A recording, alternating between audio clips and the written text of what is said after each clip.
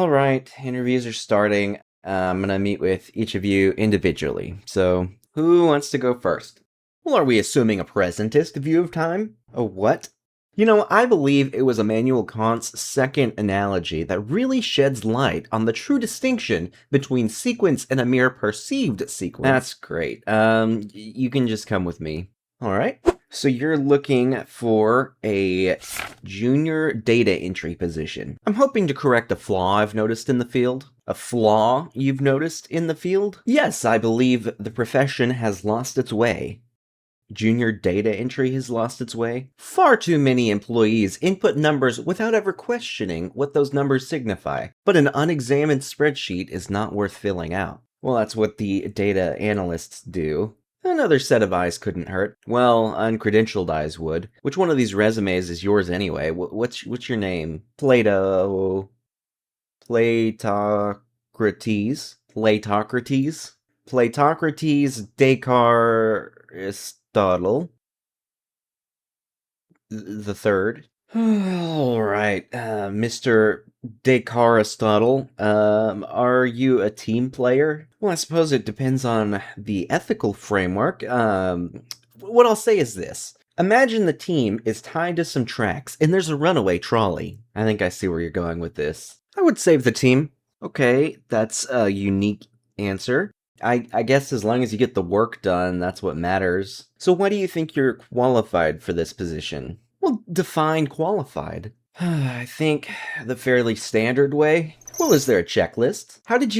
Where did the whiteboard come from? Are there certain degrees I should have? Certifications? Are you asking about my years of experience or my skill set relative to the other applicants? Perhaps you're curious if my soul is properly ordered towards truth. No, okay man, sit down. What's going on? What do you mean? Why all of these philosophical tangents? I'm just trying to be precise. Why would I hire somebody who needs a whiteboard to answer simple interview questions? Well, I'll tell you what I see, okay? I see a man who, when given the choice between answering a simple question or significantly overcomplicating it, well, that's a false dichotomy, would undoubtedly spend half of the workday doing the exact same thing instead of actually being productive. That's a non sequitur. And when numbers drop, my boss would be on my case, just an appeal to authority. Give me one good reason why your philosophical ways are not actually doing more harm than good here. Well, I noticed your stock fell 38% last year. Why were you looking at our stock? I was preparing for the interview. You prepared for a junior data entry interview by studying our stock performance. Yes. Of course you did. Your website also shows the company is measuring 98.7% client issue resolution in the same year. Right. So why did the stock drop 38% when your clients hardly ever have unresolved issues? Beats me if I knew I could have prevented the stock from dropping. What does it mean for an issue to be resolved? Well, it's when it depends on the team. So you mean one team may consider an issue resolved while another team might not? Oh no. Yes, we didn't properly define resolved. Exactly. How do we fix it? Premise 1.